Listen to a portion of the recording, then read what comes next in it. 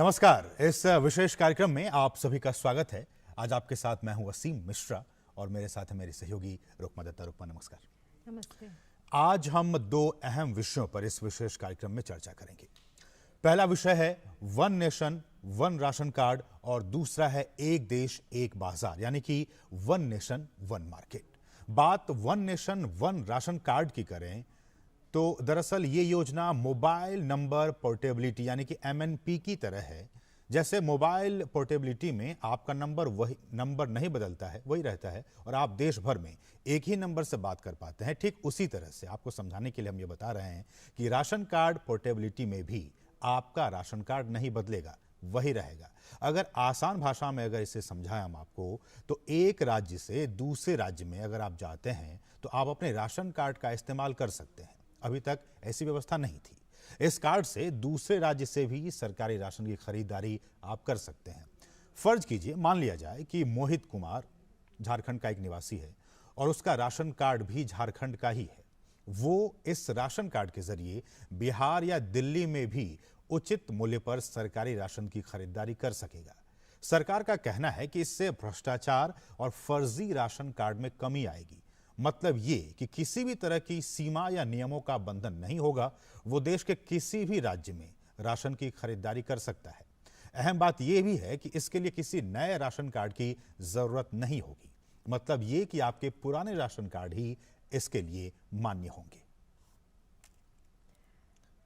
And well, as India emerges from 2 months of lockdown, she wakes up to a new world with the dream of becoming, as Prime Minister Narendra Modi said, an Atmanirbhar Bharat, riding on a stimulus package of 20 lakh crore rupees.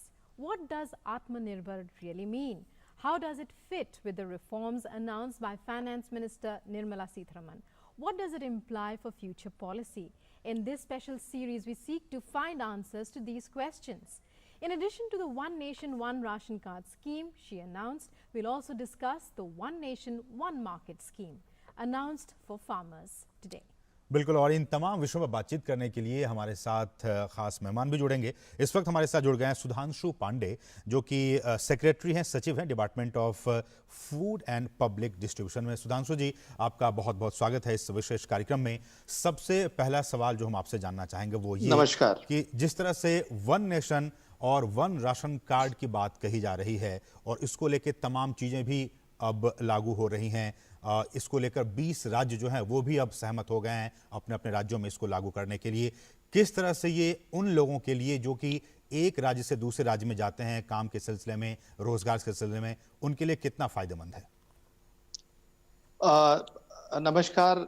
ये बहुत ही अहम मुद्दा आपने उठाया है और जैसा आपने प्रोग्राम के शुरू में एक्सप्लेन किया कि मोबाइल नंबर पोर्टेबिलिटी की आपने बात की जी, मैं उससे भी बेहतर एक और एग्जाम्पल देना चाहूंगा। आपका एटीएम कार्ड होता है, पैसा आपका होता है, लेकिन उस एटीएम कार्ड को आप पूरे देश में, इवन विदेश में भी जब जाते हैं तो इस्तेमाल कर सकते हैं। बिल्कुल।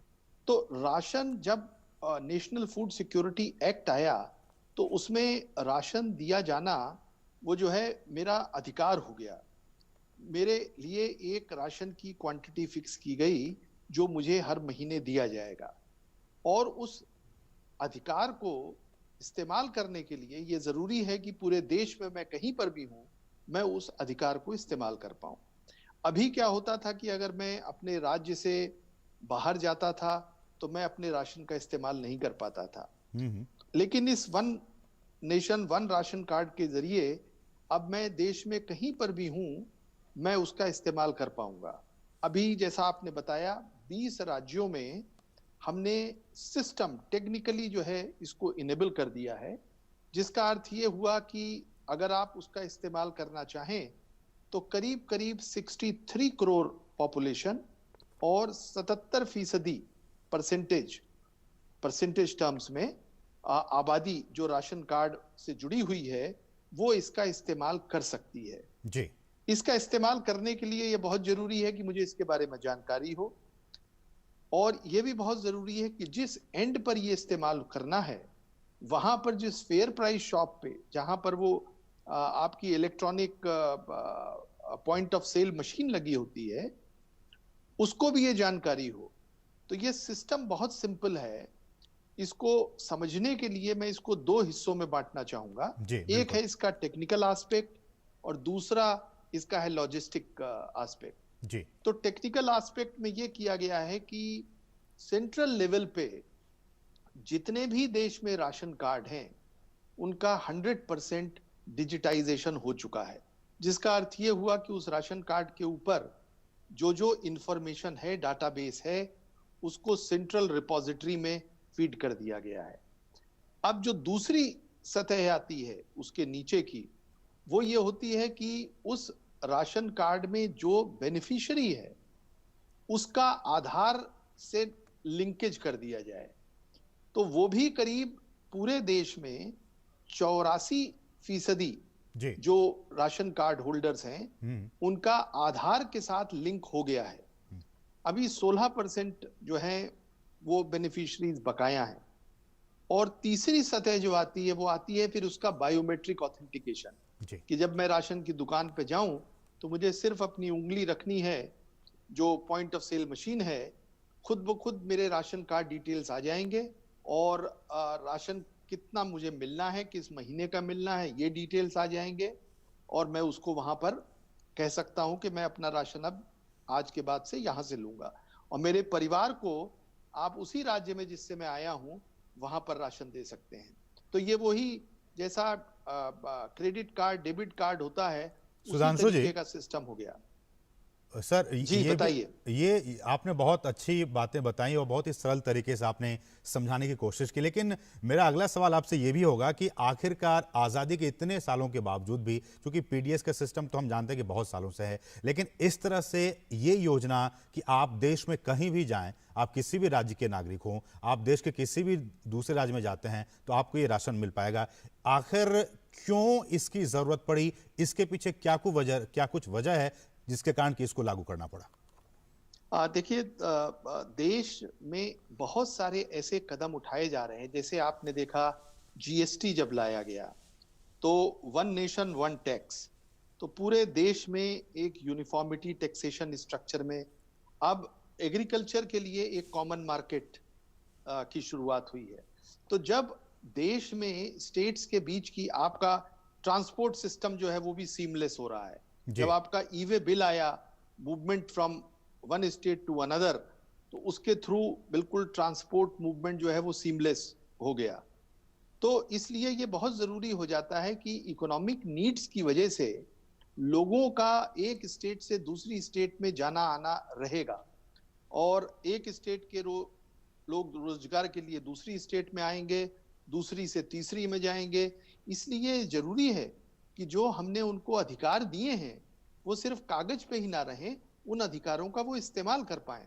और वो तभी संभव हो पाएगा जब इस टेक्नोलॉजी के थ्रू हम उसको ये इनेबल कर देंगे कि वो जहां पर भी है देश में अपने राशन को वो ले सकें। और ये राशन बहुत ज्यादा सब्सिडाइज होता है। जैसा आपको मालूम है कि सिर्फ 3 रुपए में राइस मिलता है पर केजी और 2 रुपए में गेहूं मिलता है। और जो कोर्स ग्रेन होते हैं जिसमें रागी, मक्का, वो सिर्फ 1 रुपए केजी होता है। तो ये हाईली सब्सिडाइज्ड है और ये राइट लोगों तक पहुंचे, जो इसका हकदार है वहां तक ये पहुंचे, ये इंश्योर करना बहुत जरूरी है। Right. Sudhanshu ji, well, the finance minister introduced a number of measures, following the Prime Minister's call for an Atmanirbhar Bharat. Some of them were interim measures, to act as shock absorbers for those in acute stress. Others were long-term measures. How do you see this measure of one nation, one ration card? It has been long in the offing. It will solve huge problems for a huge section of the population. But how do you see it in terms of the Prime Minister's call for Atmanirbhar Bharat? Very important question you have raised, that how it is going to actually strengthen India in its pursuit towards Atmanirbhar Bharat. Right. The entitlement, the rights, whichever rights are given under law, unless I am able to use those rights, right, those rights carry no meaning. If you recall, when the Constitutional Assembly debated Right. And Babaji Ambedkar was asked that, in your opinion, which are the most important provisions of Indian Constitution, Right. fundamental rights or any other provision? Right. Then his answer was Article 32 and Article 226, which are articles which give ordinary citizens powers to invoke their rights. So if there is no remedy for my rights, Right. then those rights have no meaning. And one nation, one ration card actually gives me that enablement through which I can enforce my right. I can use that right anywhere in the country.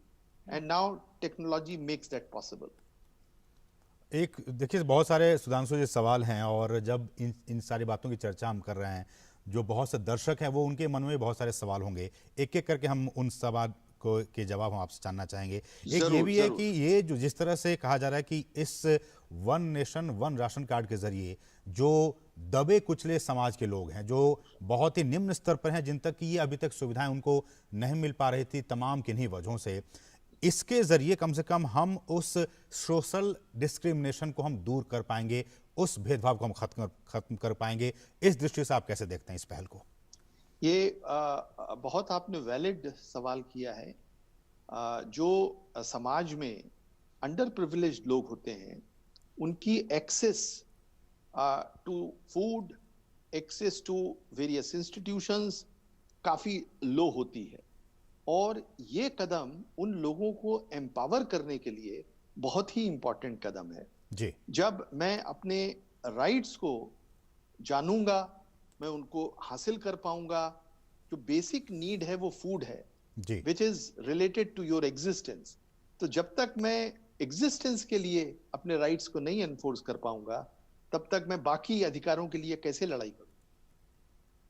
नहीं, इसमें sir इसमें एक और बात ये भी है कि कुछ जो राज्य सरकारें हैं वो ये भी बात कह रहे हैं कि अगर उनके राज्य में जो ऑलरेडी जो पीडीएस के तहत जो रजिस्टर्ड लोग हैं उनको तो हम राशन दे ही रहे हैं, अब इसके बाद जो बाहर से जो लोग आएंगे अब वो भी उनके राज्य से उनके जो लिमिट्स हैं उनमें सब उनको राशन देना पड़ेगा। कुछ राज्य सरकारें ऐसी बातें भी कह रही हैं।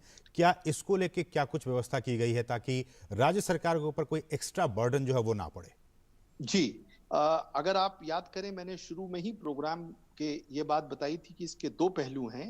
एक है टेक्निकल पहलू, दूसरा है लॉजिस्टिक्स पहलू। तो जो आपने सवाल उठाया है लॉजिस्टिक्स से जुड़ा हुआ है। जी ये जिम्मेदारी सेंट्रल गवर्नमेंट की है, और सेंट्रल गवर्नमेंट का जो एफसीआई गोडाउन्स का नेटवर्क है पूरे देश में, उसके जरिए राशन को उस राज्य में पहुंचाना और उनको डिलीवर करना, डोर स्टेप डिलीवरी की तरफ हम लोग जा रहे हैं। जी जिसका अर्थ यह है कि एफसीआई राशन स्टोर से स्टेट के डिस्ट्रीब्यूशन सेंटर्स, जो फेयर प्राइस शॉप्स होती हैं, बिल्कुल 5 लाख से ऊपर फेयर प्राइस शॉप्स हैं, वहां तक राशन को पहुंचाना। तो अगर कोई भी आदमी किसी दूसरी स्टेट में जाता है, वो अपने आप को फेयर प्राइस शॉप पे रजिस्टर कराएगा, तो ये जो हमारा टेक्नोलॉजिकली एडवांस सिस्टम है वो इमीडिएटली डाटा वापस भेजेगा कि इस आदमी का या इतने लोगों का इस राज्य में रजिस्ट्रेशन इस एरिया में हो गया है। तो खुद ब खुद उतनी राशन की डिमांड सिस्टम में आ जाएगी, और जो उनका अलोकेशन अगले महीने से जाएगा उस राज्य में, वो भारत सरकार की तरफ से बढ़ा हुआ एलोकेशन जाएगा। तो राज्यों के ऊपर इसके ऊपर कोई अतिरिक्त बोझ नहीं पड़ने वाला है। राज्यों को सिर्फ 1 महीने का गैप होगा। अगर मैं इस महीने में खुद को रजिस्टर कराऊंगा जी तो अगले महीने से मुझे राशन मिलना शुरू होगा। मैं ये भी रजिस्ट्रेशन के समय कह सकता हूं कि मुझे 6 महीने के लिए यहाँ राशन चाहिए, या 3 महीने के लिए चाहिए, या मुझे सालों साल यहीं पर राशन चाहिए। ये सब मेरे अधिकार में है। ठीक। Right. Well, sir, it's a scheme that you said to facilitate portability of subsidized food grains for internal migrant workers. In very simple terms, it is a scheme that will ensure that nobody goes hungry within the country wherever they may be. When we talk about migrant workers, when we talk about people who can avail of this, but their ration card has to be digitized and linked with Aadhaar. How do you propose to go about this? Will your department, is your department going to put in place steps in order to ensure that this happens? Again, a very relevant question, and just to give you certain facts and figures, we are already in very advanced stage. As I said, 100% digitization of ration card has been done already. So that milestone is fully achieved. Right. In respect of Aadhaar number seeding, in respect of 9 states, Right. around 100% Aadhaar seeding has been already done. Okay. In respect of another 8 states and union territories, ji we have done between 90 to 98% of Aadhaar seeding. In respect of another 9 states and UT, it is ranging from 70% to 90%. Only Okay. 2 states, I would not name them, they are way behind. We are trying to push them up. And overall, Aadhaar seeding is 84%. So 84, which means we have to just cover another 16% population. तो Right. करीब करीब आपने जो कह रहे हैं कि 84% जो टोटल जो बेनिफिशियरी उन तक ये पहुंच हो पाएगी, और बाकी के जो रिमेनिंग जो लोग हैं उन तक भी, उन राज्य अगर जल्दी से जल्दी अगर वो इसमें शामिल हो जाते हैं तो उनके ज़रिए भी ये सुविधा उन लोगों तक पहुंच पाएगी। लेकिन सर जो दूसरा अहम सवाल वो ये है कि अभी के सिस्टम में बहुत से लोग, जिसको कि कहते हैं टेक्निकली अगर मैं कहूँ लॉजिस्टिक पार्ट में, कि जो इंक्लूजन एरर है और जो एक्सक्लूजन एरर है, मतलब ये कि जिनका नाम होना चाहिए वो नहीं है, वो छूट गए हैं, और जो ऐसे भी लोग हैं जो इनके पात्र ही नहीं हैं लेकिन वो इसका फायदा उठा रहे हैं। तो इस एरर को, इस गलती को कैसे ठीक किया जाए? जी, ये भी देखिए, बहुत ही आपने अच्छा सवाल उठाया, और इसके ऊपर एक कंटिन्यूअस एक्सरसाइज चल रही है। जस्ट आपकी जानकारी के लिए, इस समय हमने जब ये माइग्रेशन का सिलसिला हुआ तो आपको ये जानकर के ताज्जुब होगा कि उत्तर प्रदेश में जी करीब करीब 33 लाख लोग जो हैं, वो लोग बाहर रहे होंगे, वहां से वापस आए, शायद लंबे अरसे से बाहर काम करते रहे होंगे, उन लोगों ने अपना कार्ड नहीं बनाया होगा या कुछ और भी वजह रही होगी। करीब करीब 33 लाख नए आधार कार्ड से जुड़े हुए, बायोमेट्रिकली ऑथेंटिकेटेड, जी। जिसमें गड़बड़ी होने की कोई गुंजाइश नहीं है, नए कार्ड ऐड हुए हैं, और ये पिछले महीने ही ऐड हुए हैं। जी इसी तरीके से करीब बिहार में भी 14 लाख कार्ड जो हैं वो ऐड हुए हैं, और ये सब आधार एंड बायोमेट्रिक ऑथेंटिकेटेड हैं, तो इसलिए ये रियल ह्यूमन बीइंग से रिलेटेड है। अभी इसमें 2 चैलेंज बकाया हैं। जी वो चैलेंज ये है कि हम जब 100% आबादी को कवर करेंगे, तो अभी ये हम 2011 की सेंसस के ऊपर आधार कार्ड और राशन कार्ड इशू कर रहे हैं, जी जिसमें करीब ये 81 करोड़ लोगों को हम कवर कर रहे हैं। जब 2021 की जनगणना होगी और उसके डाटा आएंगे तो नेचुरल है ये नंबर बढ़ेगा। तो उस नए नंबर को ऐड करने के लिए भी हमारी तैयारी है। जी साइड बाय साइड उनका आधार लिंकेज जैसे ही स्टेट गवर्नमेंट उनका आइडेंटिफिकेशन करेगी, हमारी तैयारी है कि उनको भी हम जो है आधार से लिंक करके रेडी रहें। क्योंकि अगर आप देखें ग्रोथ के हिसाब से, तो हर 10 साल में जो है, जो आबादी है जी उसमें करीब करीब 20% की बढ़ोतरी हो का जाती है। इंक्रीज आता है। जी और उस हिसाब से अगर देखें तो हमारी आबादी में भी उतना ही इंक्रीज आएगा, तो जो ये राशन कार्ड होल्डर्स का नंबर है ये भी बढ़ेगा। एक तो सर ये हो सकता है जी। कि 100 करोड़ तक हो जाए। ठीक तो उस सिचुएशन में फिर जो है उनको भी आधार से जोड़ना, उनको भी बायोमेट्रिकली ऑथेंटिकेट करना, ये हमारी जिम्मेदारी रहेगी। एक सर लॉजिस्टिक एस्पेक्ट पे एक और मेरा सवाल होगा, वो ये कि कहा जा रहा है कि जो डेटा है वो डेटा, कहने का मतलब ये कि बहुत से लोग एक राज्य से दूसरे राज्य इंटरस्टेट माइग्रेशन करते रहते हैं, कुछ जाते हैं कुछ फिर वापस आ जाते हैं, तो ये जो माइग्रेशन और रिवर्स माइग्रेशन होते रहता है, सालों भर लोग जाते जाते रहते हैं, इसको लेकर डेटा राज्यों के पास नहीं होता है, क्योंकि ये काफ़ी वॉलेटाइल होता है, लोग आते हैं जाते हैं, तो लैक ऑफ डेटा की बात भी कई बार कही जाती है राज्यों की तरफ से। इसको लेके किस तरह से इस प्रॉब्लम को कैसे सॉर्ट आउट किया जाएगा?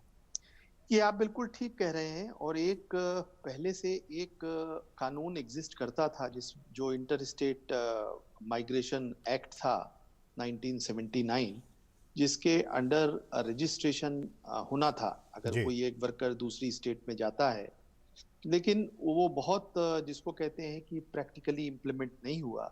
लेकिन इस one nation one ration card के जरिए आप एक्चुअली माइग्रेशन का पूरा डाटा वो कलेक्ट कर सकते हैं। जी। सिर्फ जरूरत एक चीज की होगी कि हम अवेयरनेस ज्यादा से ज्यादा स्प्रेड करें, कि जिससे कि हर माइग्रेंट वो खुद को अपने राशन को लेने के लिए जागरूक हो और अपनी नियरेस्ट जो भी फेयर प्राइस शॉप हो वहां पर खुद को रजिस्टर कराए, तो डाटा खुद ब खुद हमारे पास जनरेट हो जाएगा। ठीक। Right. Well, Sudhanshu ji, well, very valuable information for us as well as for our viewers there. Stay with us. We'll be right back. It's time now for a short break here on the show.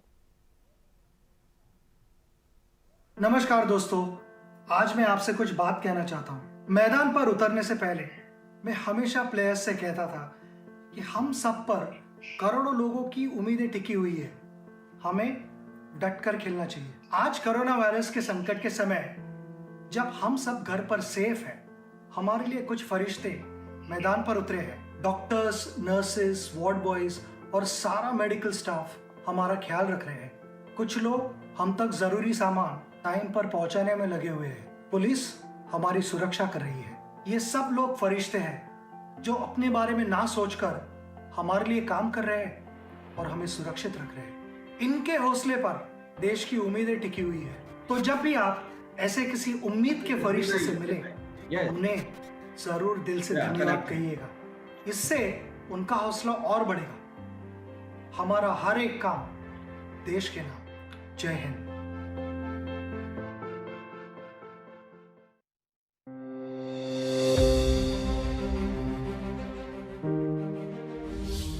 Hindustan एक ऐसा मुल्क है, अनेक प्रकार के लोग रहते हैं, बहुत से अलग अलग मजहब है, अलग अलग जाति है और अलग अलग हमारा पोशाक है, अलग अलग हमारी जबान है। ऐसा कोई मुल्क दुनिया में नहीं है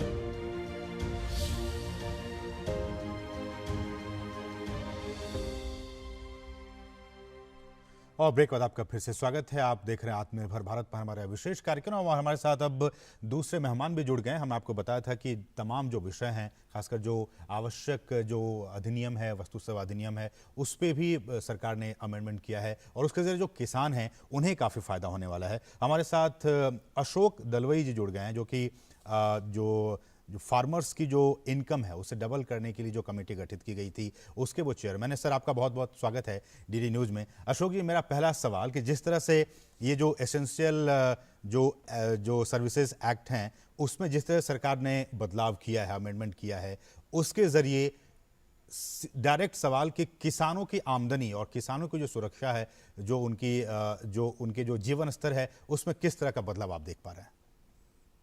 धन्यवाद। एसेंशियल कमोडिटीज एक्ट के बारे में आप जो पूछ रहे हैं, वो एसेंशियली हमारे मेहमान जो है फ्रेंड सुधांशु जी है, उनके मंत्रालय का है। मगर वो जो अमेंडमेंट उनने लाया है वो हमारे मंत्रालय को बहुत लाभदायक होने वाला है। बिल्कुल। आप जैसे जानते हैं कि इस सरकार का एक लक्ष्य है कृषि से कृषक पर हमारा विशेष ध्यान जाए, क्योंकि कृषक जो है उनका आमदनी को बढ़ाना है। ये देखा गया है कि पिछले 60 साल से कृषि का जो उन्नति हुई है वो हमारे कंज्यूमर्स को इससे बहुत लाभ हुआ है, इस देश को लाभ हुआ है जी। मगर किसान को जिस प्रकार से लाभ होना चाहिए था वह नहीं हुआ है।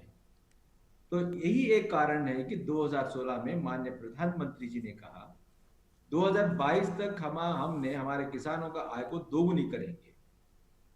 और ये दोगुनी करने के जो लक्ष्य है, अगर इसको साकार करना है तो बहुत सारे नए इंटरवेंशन की आवश्यकता है।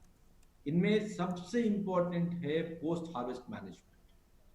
पोस्ट हार्वेस्ट मैनेजमेंट में हमारा स्टोरेज है, ट्रांसपोर्टेशन होता है, इसको हम एग्री लॉजिस्टिक्स कहते हैं। इसके साथ processing, food and non food processing बहुत इंपॉर्टेंट होता है जी और थर्ड इसका पिलर है मार्केटिंग। मार्केटिंग में डोमेस्टिक मार्केट और एक्सपोर्ट मार्केट दोनों आते हैं। ठीक। अगर इन तीनों को हम एक मुद्दे से इसमें परिवर्तन लाना चाहेंगे तो हमको किसानों के हित में कैसे हम प्राइस डिस्कवरी कर सकते हैं, कैसे जहां प्रोडक्शन होता है वहां से जहां डिमांड है वहां उसको ट्रांसपोर्ट कर सकते हैं, इसको ध्यान में रखना चाहिए। एसेंशियल कमोडिटीज एक्ट के तहत जो कंट्रोल ऑर्डर्स है, आज तक ये कंट्रोल ऑर्डर में फूड ग्रेन्स हो या पल्सेस हो, ऑयल सीड्स हो, अलग अलग जो कमोडिटीज है, इन केंद्र सरकार और राज्य सरकार एक काबू रख पाते थे। इसका मतलब है कि आप इससे ज्यादा स्टोर कर नहीं पाएंगे। अगर ये ट्रेडर जो है अगर ज्यादा स्टोर न कर पाएंगे तो खरीदेंगे क्यों? एक तरफ हम कह रहे हैं कि अब मार्केट सुधार में ट्रेडर जितना हो सकता है उतना खरीदे, जितना हो सकता है उतना ट्रांसपोर्ट करे, जैसे कि एक्सपोर्ट हो, प्रोसेसिंग हो, बल्क परचेज हो। तो इसके लिए हमको एक प्री रेक्विजिट है कि free storage, free stocking, free transportation ये बहुत आवश्यक है। तो एसेंशियल कमोडिटीज एक्ट के तहत अब जो अमेंडमेंट किया गया है, से हमारे मंत्रालय से जो मार्केटिंग रिफॉर्म्स हम कर रहे हैं, वो मार्केटिंग रिफॉर्म्स को अगर साकार करना है तो एसेंशियल कमोडिटीज एक्ट के तहत जो कंट्रोल ऑर्डर्स रिफॉर्म बहुत आवश्यक है, वो प्री रेक्विजिट है। तो इस तरीके से हम हमारे मार्केट में सुधार आएगा, फ्री ट्रेड हो जाएगा, और जब किसान को ये खरीद सेल करने के लिए एक मौका मिलेगा तो नेचुरली उनको अच्छा सा रेट में मिलेगा, क्योंकि अब रेस्ट्रिक्टिव है। किसान को जिस प्रकार के जिस लेवल पर रेट मिलना चाहिए मार्केट में वो नहीं मिल रहा था। तो इसलिए हम ट्रेडर्स को फ्री कर रहे हैं ताकि वो किसानों का कमोडिटीज पर ज्यादा डिमांड करेंगे, ज्यादा कोट करेंगे, और जब कोटेशन ज्यादा होगा एक स्पर्धात्मक एक एनवायरनमेंट क्रिएट हो जाएगा, और इस स्पर्धात्मक एनवायरनमेंट से ही किसान को अच्छा सा रेट जी यही। ठीक। अशोक जी, एक दो और भी अहम सवाल है, हम आपसे वो भी जानेंगे एक एक करके। दूसरी बात ये कि जिस तरह से एपीएमसी जो हर राज्य में है, और इस अमेंडमेंट के जरिए अब ये भी कहा गया है कि किसान अब स्वतंत्र हैं कि वो या तो एपीएमसी में भी जा सकते हैं या उसका जो दायरा है उसके बाहर भी आप अपने प्रोड्यूस को, अपने जो कृषि उत्पाद है उसको आप बेच सकते हैं। इसको आप कैसे देखते हैं? किस तरह से ये किसानों के लिए बहुत ही फायदेमंद साबित होगा? केंद्र सरकार का यही उद्देश्य है कि हम किसानों को ऑल्टरनेट चैनल मिले। जब उनको ऑल्टरनेट चैनल मिलेगा सेल करने के लिए, एक स्पर्धा खड़ा हो जाएगा, और ये स्पर्धे से ही किसान को जितना अच्छा रेट मिल सकता है मिलेगा। अब आप जानते हैं कि एपीएमसी जो है वो मार्केटिंग के कानून के तहत राज्य सरकारों ने एपीएमसी को अपनाया है। स्टेट जुरिस्डिक्शन में कॉन्स्टिट्यूशनली मार्केट सेटअप करने के लिए उनका अधिकार है। तो अब क्या किया गया है, वो 2017 में हमने जो मॉडल एक्ट राज्य सरकार को दिया, वहां एक मूलभूत परिवर्तन लाया गया है। यही है कि अब से एपीएमसी का जो रेस्पॉन्सिबिलिटी है, मैंडेट है, उनके बाउंड्री वॉल तक ही सीमित रहेगा, और एपीएमसी गवर्नमेंट का हो सकता है और प्राइवेट सेक्टर का भी हो सकता है। जब ये होगा, किसान जब अपने माल को, कमोडिटीज को एपीएमसी को ले जाएंगे, वो वहां ले जाएंगे जहां उनको अच्छा रेट मिलेगा। बिल्कुल। एक ही गांव में, एक ही तालुक में अगर दो मार्केट है, वो एक कंपटीशन होगा और अच्छा रेट मिलेगा। अब जो सेंट्रल अशोक जी मेरा यहाँ पे एक इंटरवेंशन होगा, वो ये कि ये सारी बातें तो हैं, लेकिन एक और जो प्लेटफॉर्म है किसानों के लिए, वो ई नैम का ये प्लेटफॉर्म है, जो नेशनल एग्रीकल्चर मार्केट है। ये ई नैम का मार्केट और एपीएमसी से बाहर फिजिकली जाके बेचना, क्या दोनों में अंतर है? क्या कुछ समानताएं हैं? क्या कहेंगे आप? यस, वो मैं आपको कहूंगा। ई नैम जो है या ऑनलाइन ट्रेड प्लेटफॉर्म अलग अलग प्रकार के हो सकते हैं, जो जब किसान अपने कमोडिटीज को लेकर मार्केट को जाएंगे, एक एपीएमसी दूसरे एपीएमसी के साथ वर्चुअल प्लेटफॉर्म पर जुड़ जाएगा।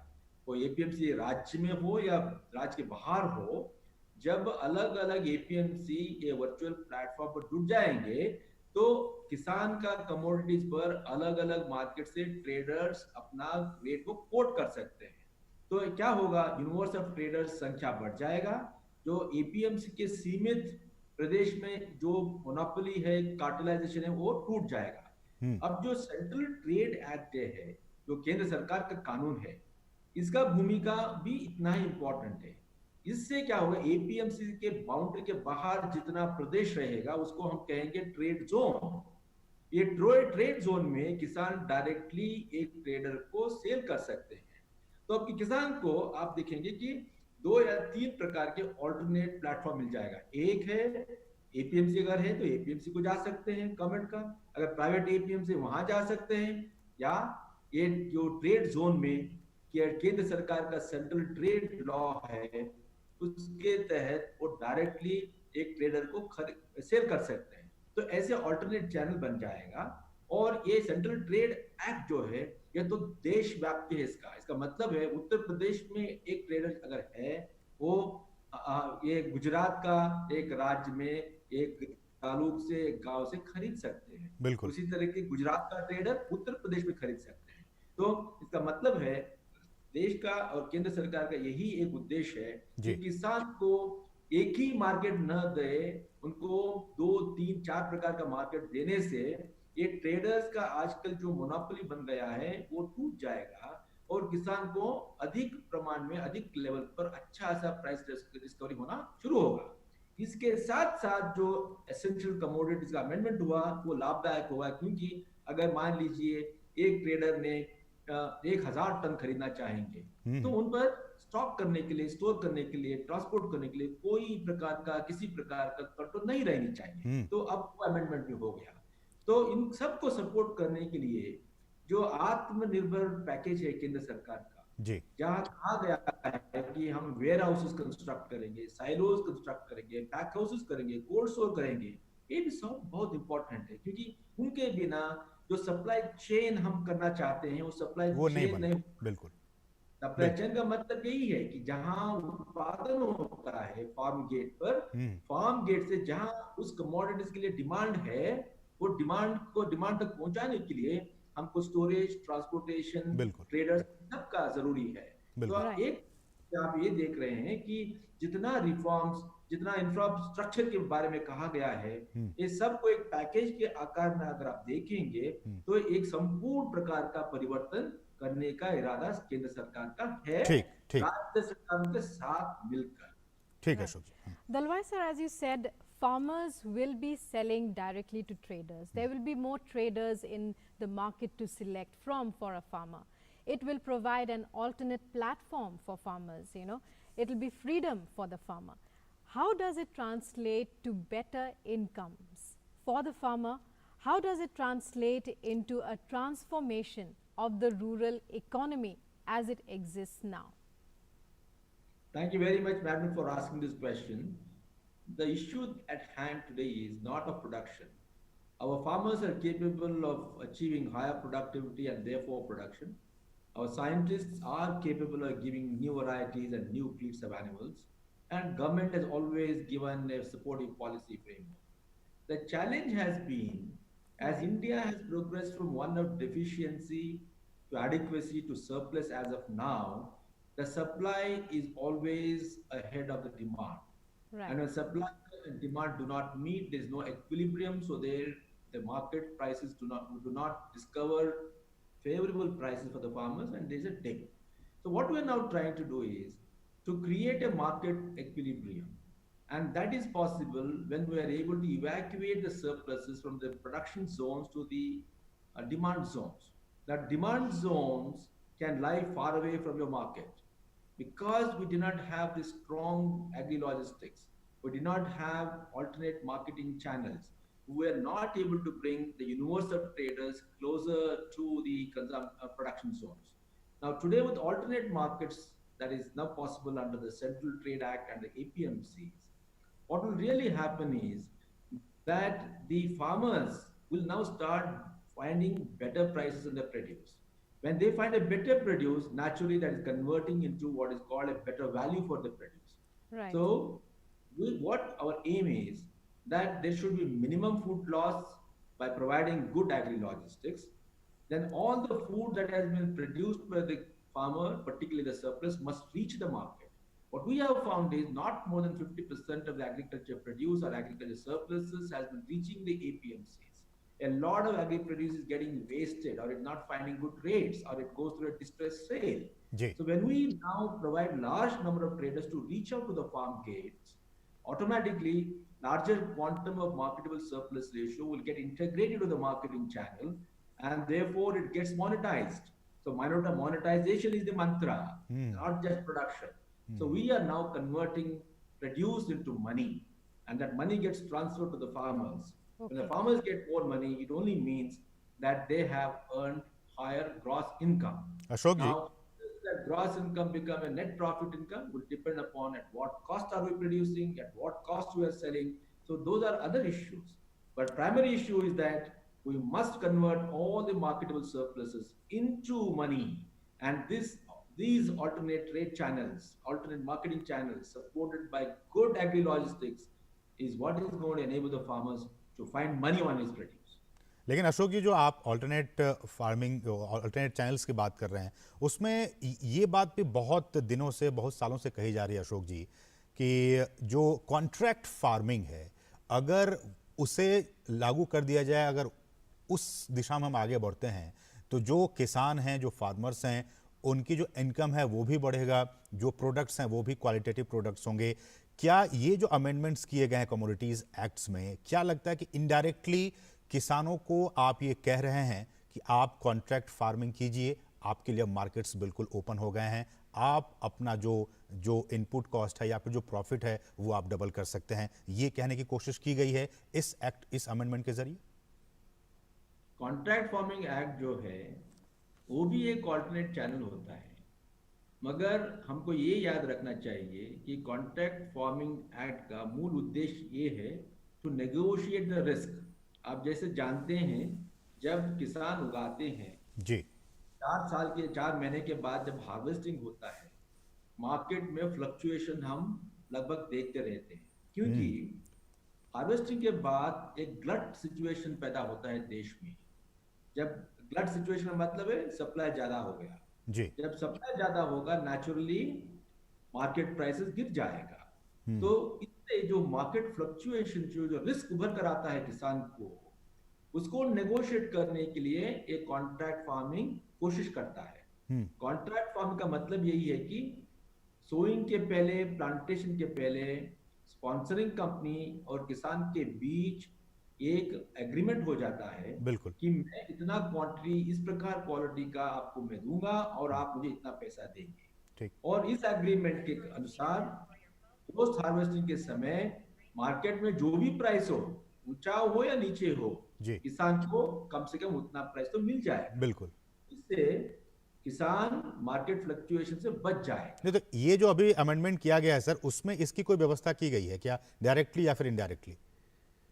व्यवस्था किया गया है। पहले हमने राज्य सरकारों को एक मॉडल कॉन्ट्रैक्ट फार्मिंग एक्ट को दिए थे 2018 में, मगर अब केंद्र सरकार ने ये सोचा अगर एक ही प्रकार का कानून पूरा देश में लागू हो जाएगा जल्दी से हो जाएगा। इस कारण से एक नया कानून बनाया गया है जो ऑर्डिनेंस के रूप में उभर कर आया है।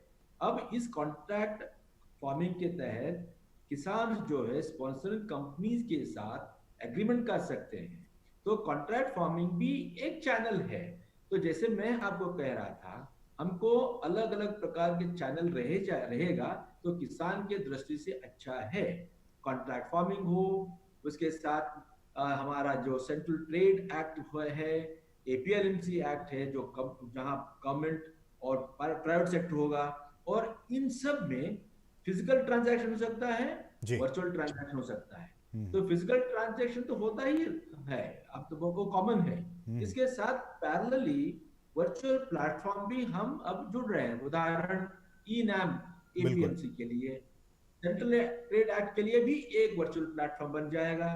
तो जब वर्चुअल प्लेटफॉर्म होगा पूरा देश इंटीग्रेट हो जाएगा। बिल्कुल वन नेशन वन मार्केट का मतलब यही है सिंपल। उसका मतलब क्या है कि एक किसान जहाँ एक गांव में है केरला में अब वो दिल्ली में भी सेल कर सकते हैं और दिल्ली का ट्रेडर केरला से खरीद सकते हैं। तो इससे क्या होगा, प्रोड्यूसर्स को लाभदायक होगा और कंज्यूमर्स को भी लाभदायक होगा, क्योंकि इंटरमीडिएरीज का संख्या कम होगा, कॉस्ट ऑफ ट्रांजैक्शन कम होगा। तो किसानों के हित दृष्टि से अच्छा है, कंज्यूमर्स के, उपभोक्ता के लिए भी ये अच्छा है। लेकिन जब इन्वेस्टमेंट की बात आती है अशोक जी, हम जानते हैं कि किसान चाहते हैं, क्योंकि उनके पास पैसे की कमी होती है, इनपुट कॉस्ट जो वो कई बार काफ़ी ज़्यादा होता है, वो चाहते हुए कि इन्वेस्टमेंट करें, लेकिन पैसे की कमी की वजह से वो इन्वेस्ट नहीं कर पाते, निवेश नहीं कर पाते हैं। उसके बाद जो प्रोड्यूस, उनके जो उत्पाद होते हैं, उनको सही जगह पे रखना, कोल्ड स्टोरेज में रखना, जो ट्रांसपोर्टेशन है एक जगह से दूसरी जगह तक पहुँच, ये तमाम चैलेंजेस हैं। इस अमेंडमेंट और इस एक्ट में जो संशोधन किए गए हैं, उसके बाद से क्या लगता है कि जो प्राइवेट इन्वेस्टमेंट है वो आएगा और ये जो लॉजिस्टिकल जो चैलेंजेस हैं वो हम एड्रेस कर पाएंगे? आप ठीक बोल रहे हैं कि एक बार हमने एंट्री बैरियर्स को उठाया, फ्री ट्रेड के अलाउ किया, इसका मतलब यही नहीं कि नेचुरली किसान को लाभदायक होगा। नहीं, किसान को भी तैयार करना पड़ेगा। किसान को तैयार करने के लिए भी सरकार ने बहुत सारे कदम उठाया है। पहला कदम यही है कि उनको हमारे मनी लेंडर से बचाने के लिए इंस्टीट्यूशनल क्रेडिट का प्रमाण को बढ़ाया गया है। उदाहरण 2014 में जो इंस्टीट्यूशनल क्रेडिट, जो क्रॉप लोन मिलता था किसानों को, 8 लाख करोड़ था, अब इस साल वो 13 लाख करोड़ तक पहुंच गया है।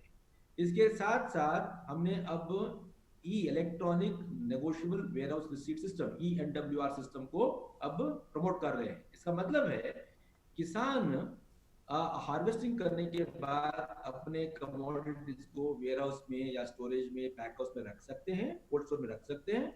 जब तक उनको अच्छा रेट नहीं मिलेगा मार्केट में, तब तक उनको स्टॉक करने के लिए और उनका इमीडिएट फाइनेंशियल रिक्वायरमेंट्स, आवश्यकता होती है, उसको दिलवा। हेलो, हाँ, आप बोलिए।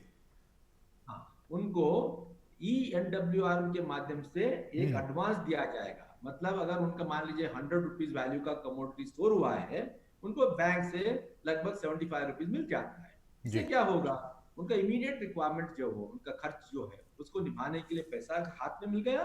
और उनको जब तक मार्केट नहीं होगा, जब तक उनको अच्छा रेट नहीं मिलेगा, तब तक वो स्टोर कर सकते हैं।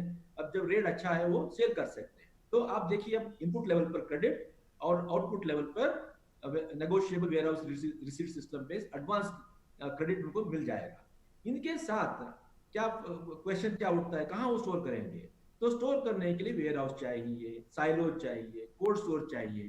तो ये जो 1 लाख करोड़ का जो आत्मनिर्भर पैकेज है जी, वहां तो माननीय फाइनेंस मिनिस्टर ने यही कहा है कि इस पैसे को हम लाइव स्टॉक सेक्टर में, फिशरी सेक्टर में, क्रॉप सेक्टर में, हॉर्टिकल्चर सेक्टर में, जहां जहां ऐसे इंफ्रास्ट्रक्चर आवश्यक है जी, जो स्टोरेज के या ट्रांसपोर्टेशन के लिए, इन सब के लिए हम खर्च कर सकते हैं। चलिए अशोक जी, ये इस जवाब को, इस सवाल को और हम आगे बढ़ाते हैं। सुधांशु जी के पास चलते हैं। सुधांशु जी, चूंकि आप सेक्रेटरी हैं department of food and public distribution के, जो सवाल हमने पूछा था डॉक्टर अशोक दलवई से, उसको आगे बढ़ाते हुए आपसे भी हम जानना चाहेंगे कि बहुत सारे कमिटीज, और मेरे ख्याल से शायद डॉक्टर अशोक दलवई ने भी ये सुझाव दिया था कि जो स्टार्टअप्स हैं, क्योंकि अभी सर ने कहा कि जो क्रेडिट इनफ्लो है लगातार हम उसको बढ़ाने की कोशिश कर रहे हैं फार्मर्स में, और जो लॉजिस्टिक्स उनके प्रॉब्लम्स हैं, ताकि उन्हें कोई दिक्कत ना हो। लेकिन अगर इस दिशा में जो प्राइवेट जो स्टार्टअप्स हैं,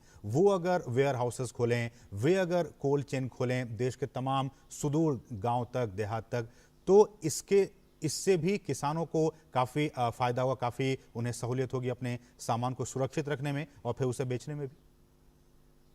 जी देखिए, जैसा कि अभी आपने सुना, ये एक बहुत मेजर स्ट्रक्चरल रिफॉर्म है। अगर आप इसकी तुलना करें, अगर कोई इंडस्ट्री वाला कोई भी सामान बनाता है तो उसके ऊपर कोई बंदिश नहीं है। वो कितना सामान बनाए, कहाँ बेचे, किसको बेचे, किस रेट पे बेचे, उसके पास वो स्वतंत्र है, उसके पास टोटल फ्रीडम है। लेकिन जब किसानों की बात आती थी तो किसान इतना मेहनत करके अपने प्रोड्यूस को पैदा करता है और खेत से ही उसके ऊपर बंदिशें लगनी शुरू हो जाती थी। बिल्कुल। जिसकी वजह से उसे अपने प्रोड्यूस का जो था वो ना तो राइट पार्टनर मिलता था किसको वो बेचे, ना राइट प्राइस मिलता था, ना राइट मार्केट मिलती थी। तो ये जो स्टार्टअप्स का सिलसिला अब खुद ब खुद शुरू होगा, क्योंकि जब मार्केट में अपॉर्चुनिटीज लोगों के लिए पैदा हो गई, उन्हें पता है कि वो फार्मर से फार्म गेट पे ही डील कर सकते हैं, डायरेक्टली जा सकते हैं, खरीदारी कर सकते हैं, उसको अपने वेयर हाउस में ले जा सकते हैं, अपनी कोल्ड स्टोरेज में ले जा सकते हैं, वहां स्टोर कर सकते हैं और उसको मार्केट में अपने हिसाब से वो ले जा सकते हैं। लेकिन सर तो स्टार्टअप ये जितने आने चाहिए उतने अभी तक नहीं आए हैं, मेरा सवाल यही है। ये अभी तो शुरुआत है। जी। देखिए, इतने बड़े जब फैसले होते हैं, उनको उनके इफेक्ट देखने में थोड़ा समय लगता है, क्योंकि ये एक बहुत बड़ा पैराडाइम शिफ्ट है जो मार्केट में लाया गया है और इसके असर अच्छे और दूरगामी होंगे, लेकिन थोड़ा समय लगेगा। धीरे धीरे इन्वेस्टमेंट भी आएगा, लोग भी आएंगे, वैल्यू एडेड प्रोडक्ट्स भी आएंगे और आप खुद मार्केट में एक भारी बदलाव देखेंगे आने वाले समय में। Right, sir. Well, Dalwai ji, when we talk about the reform of one nation, one market, it's being seen as analysts as a major step that will lead to firstly to the scrapping of the ECA and the APMC, and following this will stop the harassment of traders by officials. One aspect, and the other is that it will directly affect the volatility of prices for commodities like say onion, pulses and sugar. Would you agree, and how will this work?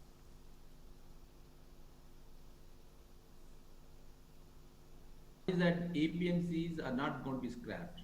Right. APMCs will continue, they'll get more robust under the model APLMC Act, Okay. where they get reformed. Now, APMCs and the trade zones under the central trade law will work in tandem. Okay. The idea is that we should be able to create alternate marketing channels for the farmer. And secondly, we should be able to create an environment for seamless transition of commodities from one state to another. Right. Third one is that there should be real-time transfer of knowledge, information on the market situation, demand situation to the farmers. Right. Then we will have a situation where the farmer is able to sell his commodities at informed decision made prices. Today, because there is information asymmetry, the farmer does not know what is the best price that is prevailing anywhere in the country. When we now talk about one nation, one market, which means that there's a two-way flow of information. Right. The trader in one corner of the country know where the best commodities that he wants are available. And the farmer who has his commodities in one corner of the country knows which particular trader is willing to offer him the best price. So, one nation, one market through these alternate marketing channels ji. primarily builds a bridge between the farmers and the traders, disintermediates it. So, at very rational cost of transaction, both the traders and the farmers are benefiting. And if the traders are able to purchase at rational price, giving good price to the farmer, the consumers will benefit. So that's the meaning of this. Now, when you say that traders should not be harassed, yes, you're right, because we have now an Essential Commodities Act which amends, and there is no control on the commodities that can be stored and stocked. So there's no necessity for an export house, a bulk purchaser, or a processor, or any wholesale purchaser who purchases any quantum of commodities, he need not be scared of the inspector. And then simultaneously, the farmer need not be scared. Because today, the farmer is bound to go to the APMC and sell. If the farmer is selling outside the APMCs, we have situations where APMCs come and penalize the farmers and the traders. So what we see today under the reformed environment, in the reformed environment, the farmer and the seller now has the freedom to sell anywhere he thinks he should sell. Right. Trader is now free to buy anywhere he thinks he can buy. Okay. And both of them, because they benefit from a robust agri-logistics and a real-time transfer and diffusion of the market information, they will all be making an informed decision. What we want is that the transaction should happen under an informed environment. I think that's what we're doing now. And since we have the advantage of the digital technology today, unlike before, there's no necessity all the time to physically integrate one market with another. Ji The markets dispersed across the country will now tend to get integrated via the virtual platform. And this बिल्कुल। virtual platform supported by assaying facilities. That means the quality parameters are given what is the quality of a particular commodity.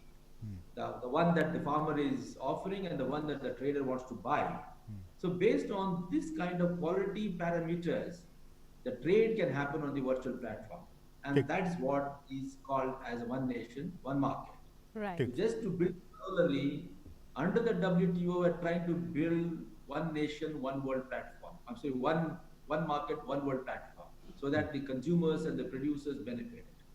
European Union is the best example where they're trying to take advantage of the scales of economy. Unfortunately, in India, we're fragmented our nation, fragmented our markets, where the scales of economy were not able to operate. Whereas where there was price and information asymmetry. Sudhanshu ji Market of reform जी। now set a new environment ठीक। for the nation to integrate in every single way through a two-way flow of information. It is not one-way flow of information. It is a two-way flow of information. ठीक। So that means we go beyond supply chain management to what is called agriculture value system. Agriculture value system is defined by two-way information between the production zone and the consumption zone. And that's what this basket of reform actually brings. Okay okay Ashok ji आप हमारे साथ बने रहिए, हमारे पास समय की कमी भी है, हम एक दो आखिरी सवाल ले लेते हैं। सुधांशु जी देखिए इस बात चर्चा को और थोड़ा सा आगे बढ़ाते हुए अगर मैं जो एफसीआई की बात करूं, चूंकि जो किसान है और उसकी आमदनी दोगुनी होने की बात की जा रही है, इन तमाम विषयों पे हम बात कर रहे हैं आज। एफसीआई को लेकर भी कई बार उनकी आलोचना होती है और कई बार न्यूज़ में भी हम लोग देखते हैं कि इतने हज़ार और इतने लाख टन जो अनाज है वो बाहर पड़े रह गए, बारिश में वो सारे बर्बाद हो गए, किसानों की इतनी मेहनत वो बेकार चली गई। क्या लगता है कि जो एफसीआई है और उसकी जो कार्य पद्धति है, जो उसके जो गोडाउन्स हैं, उनको लेकर भी एक बार रिविजिट करने की ज़रूरत है ताकि इसको लेकर भी जो आलोचनाएं होती है एफसीआई की वो कम हो और जो प्रोड्यूस है, जो फार्म प्रोड्यूस है, उसकी भी बचत हो सके? देखिए आपने जो सवाल उठाया है, सबसे पहले मैं ये बताना चाहूँगा कि इसको लेकर के आम आदमी में, इवन पढ़े लिखे तबके में और जो मीडिया में भी कुछ लोग हैं, उनको पूरी समझ नहीं है इस मामले की। इस समय, इस साल, आज की स्थिति जो है वो जो स्टॉक्स एफसीआई के पास हैं, स्टेट और एफसीआई के मिला करके करीब 807 लाख मीट्रिक टन स्टॉक्स अवेलेबल हैं हमारे पास, वीट और राइस दोनों को मिला करके। और एफसीआई 3 तरीके से ऑपरेट करती है। एफसीआई के पास कुछ अपने गोडाउन होते हैं, एफसीआई के कुछ हायर्ड गोडाउन होते हैं, और एक दूसरी इनकी स्कीम होती है जिसमें प्लिंथ के ऊपर स्टोर करके कुछ समय के लिए कवर करके राशन को रखा जाता है जी। तो कैप स्कीम जिसको कहते हैं। सो जो आम आदमी में ये गलतफहमी होती है कि राशन खराब हो रहा है, अगर मैं आपको आंकड़ा बताऊं तो पिछले साल एफसीआई का कुल 0.004% जो राशन था जी, वो सिर्फ वेस्ट हुआ था। तो ये एक जिस स्केल का उनका ऑपरेशन है उसको देखते हुए एक बहुत ही इनसिग्निफिकेंट नंबर है। तो लेकिन जो गोडाउन्स हैं उनको मॉडर्नाइज करने की ऑलरेडी प्लान चल रहे हैं। साइलोज अंडर कंस्ट्रक्शन है, कुछ साइलोज बन भी चुके हैं जिनमें ज्यादा समय के लिए स्टोरेज किया जा सकता है, और गेहूं को साइलोज में रखा जा रहा है अभी, और राइस के लिए भी टेक्नोलॉजी जो साइलोज की है उसको भी लाने की तैयारी हो रही है। तो कहने का मतलब सुधांशु जी, टेक्नोलॉजिकल जो इंटरवेंशन है उसकी दिशा में लगातार सरकार आगे बढ़ रही है ताकि जो फार्म प्रोड्यूस है। Forms 2 major measures towards an Atmanirbhar Bharat, empowering our farmers, empowering those below the poverty line, migrant laborers and their families.